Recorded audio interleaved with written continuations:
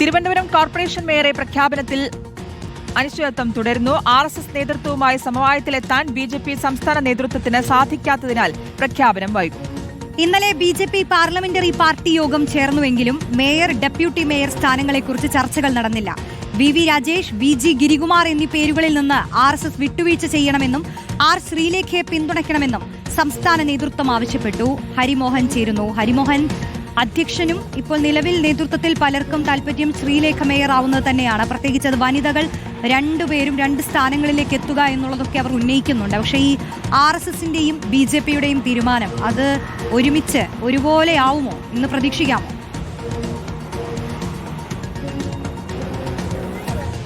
റോഷ്നി, 3 നേതാക്കൾ, അതായത് BJPയുടെ സംസ്ഥാനത്തെ 3 നേതാക്കൾക്കാണ് ഇതിന്റെ ചുമതല പൂർണ്ണമായിട്ടും ദേശീയ നേതൃത്വം നൽകിയിരിക്കുന്നത്. ഒന്ന് BJP സംസ്ഥാന അധ്യക്ഷൻ രാജീവ് ചന്ദ്രശേഖർ, മറ്റൊന്ന് തിരുവനന്തപുരം കോർപ്പറേഷന്റെ ചുമതലയുണ്ടായിരുന്ന BJP സംസ്ഥാന ജനറൽ സെക്രട്ടറി ആയിട്ടുള്ള S സുരേഷ്, ഒപ്പം BJP സിറ്റി ജില്ലാ പ്രസിഡന്റ് കരമന ജയൻ. അപ്പോൾ ഇവരോട് തീരുമാനമെടുക്കാനുള്ള എല്ലാ അധികാരവും നിലവിൽ ദേശീയ നേതൃത്വം നൽകിയിട്ടുണ്ടോ എന്നുള്ളതാണ് രാജീവ് ചന്ദ്രശേഖർ പറയുന്നത്.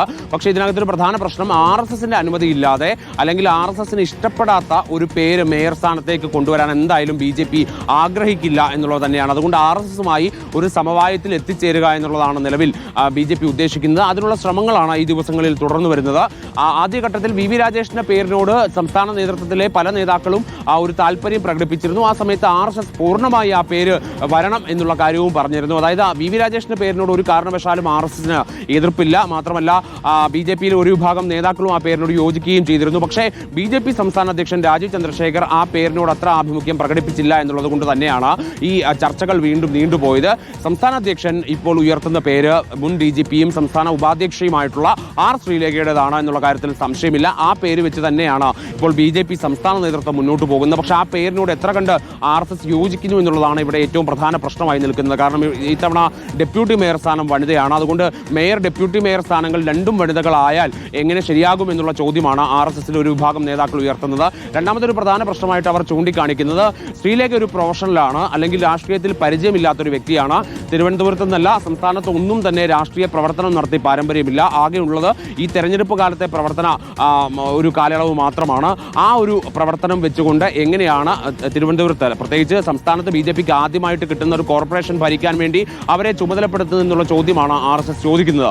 അപ്പോൾ ആ പ്രശ്നം പരിഹരിക്കാൻ, അല്ലെങ്കിൽ ആ കാര്യത്തിൽ ചർച്ചകൾ നടക്കുന്നു. ആ കാര്യം പറഞ്ഞ് സംസാരിച്ച് ഒരു സമവായത്തിൽ എത്തിച്ചേരാനുള്ള ശ്രമങ്ങളാണ് BJP സംസ്ഥാന അധ്യക്ഷന്റെ നേതൃത്വത്തിൽ ഇപ്പോൾ നടന്നുകൊണ്ടിരിക്കുന്നത്. ആ സമവായ ശ്രമം വിജയിച്ചു കഴിഞ്ഞാൽ ഉടൻ തന്നെ, ഒരുപക്ഷെ ഇന്ന് വിജയിച്ചാൽ ഇന്ന് തന്നെ പ്രഖ്യാപനം ഉണ്ടാകും എന്നുള്ള നിലയിലാണ് BJP സംസ്ഥാന അധ്യക്ഷൻ പറയുന്നത്. അതായത് BJP ഉപാധ്യക്ഷയായിട്ടുള്ള R ശ്രീലേഖയുടെ പേര്, അതിന് മറ്റൊരു തരത്തിലുള്ള തടസ്സങ്ങളും BJPക്കുള്ളിൽ ഇല്ല എന്നുള്ളത് കൊണ്ടാണ് ഈ RSSുമായിട്ടുള്ള സമവായ ശ്രമം വിജയിച്ചു കഴിഞ്ഞാൽ അപ്പോൾ തന്നെ പ്രഖ്യാപിക്കാനുള്ള ഒരു നീക്കത്തിലേക്ക് ഒരുങ്ങുന്നത്. പക്ഷേ RSS വിട്ടുവീഴ്ച ചെയ്യാതെ അവർ നിൽക്കുന്ന നിലയിൽ തന്നെ, അതായത് തങ്ങൾ പറയുന്ന പേര് തന്നെ അംഗീകരിക്കണം എന്നുള്ള നിലയിൽ തന്നെ വാശി പിടിച്ചാൽ ശ്രീലേഖയുടെ പേരിന് അവിടെ ഒരു തടസ്സമുണ്ടാകും. അവിടെ VV രാജേഷോ ഗിരികുമാറോ പരിഗണിക്കപ്പെടും എന്നുള്ളതാണ് ലഭിക്കുന്ന സൂചനകൾ.